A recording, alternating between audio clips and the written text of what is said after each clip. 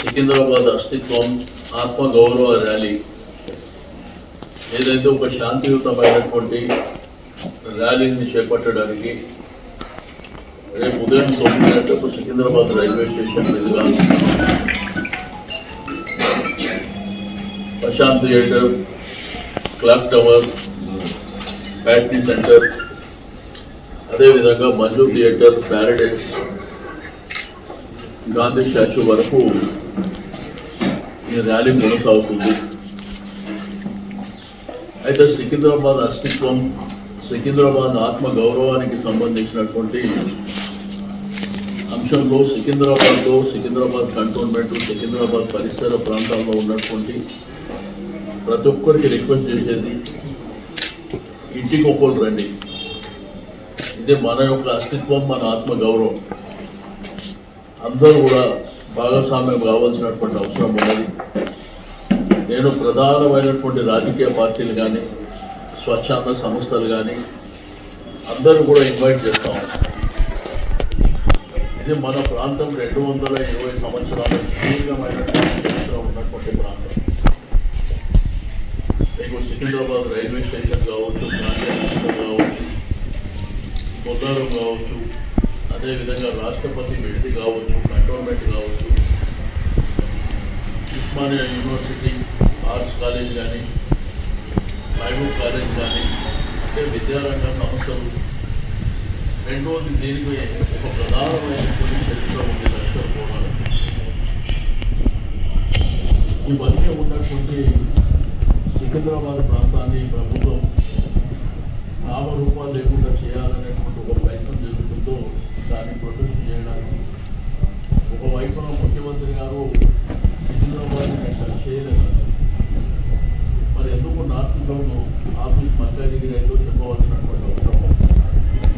మాంకారి కానీ, బోటా మార్కెట్ కానీ, బేగంపేట ప్రాంతాలు కానీ ఎందుకు మల్కాజిగిరి కమిషనరేట్ ప్రశ్నించు, ఎందుకు అక్కడ పోలీస్ డిపార్ట్మెంటు మరి మల్కాజిగిరి కమిషనరేట్లో పనిచేస్తుందో చెప్పవలసినటువంటి అవసరం ఉంది.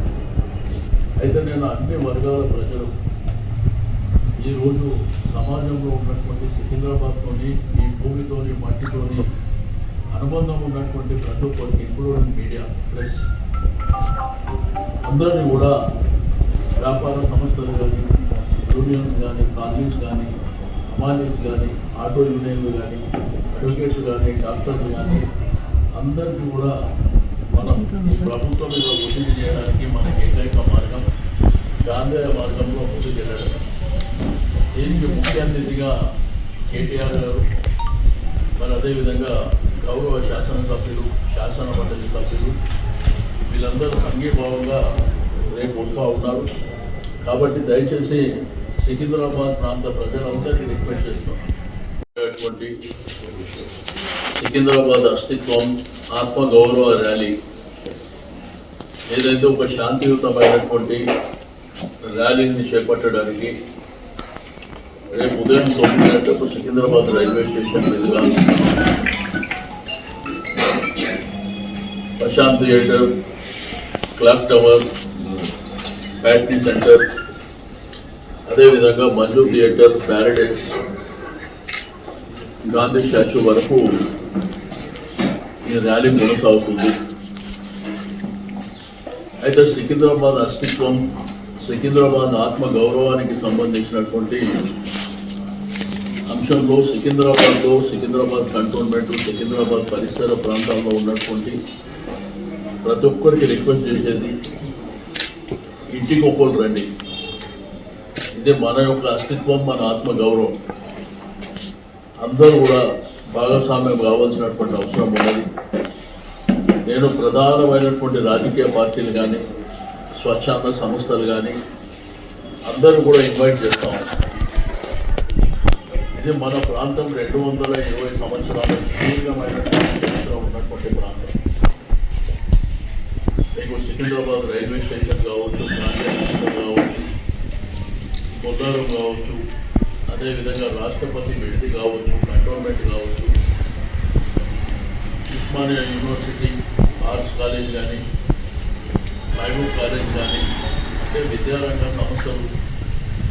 రెండవది దీనికి ఒక ప్రధానమైనటువంటి చరిత్ర ఉంది లష్కర్ పోరాటం.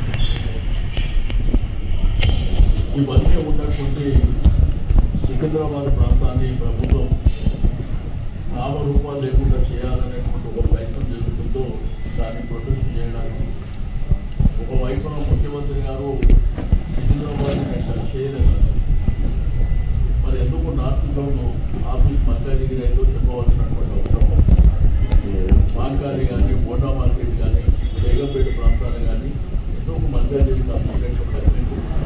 ఎందుకు అక్కడ పోలీస్ డిపార్ట్మెంటు మరి మల్కాజిగిరి కమిషనరేట్లో పనిచేస్తుందో చెప్పవలసినటువంటి అవసరం ఉంది. అయితే నేను అన్ని వర్గాల ప్రజలు ఈరోజు సమాజంలో ఉన్నటువంటి సికింద్రాబాద్తోని ఈ భూమితోని మట్టితోని అనుబంధం ఉన్నటువంటి ప్రతి ఒక్కరికి ఇంక్లూడింగ్ మీడియా ప్రెస్ అందరినీ కూడా వ్యాపార సంస్థలు కానీ యూనియన్స్ కానీ కాలనీస్ కానీ అమాలీస్ కానీ ఆటో యూనియన్లు కానీ అడ్వకేట్లు కానీ డాక్టర్లు కానీ అందరికీ కూడా మనం ఈ ప్రభుత్వం మీద ఒత్తిడి చేయడానికి మన ఏకైక మార్గం గాంధేయ మార్గంలో ముందుకు వెళ్ళడం.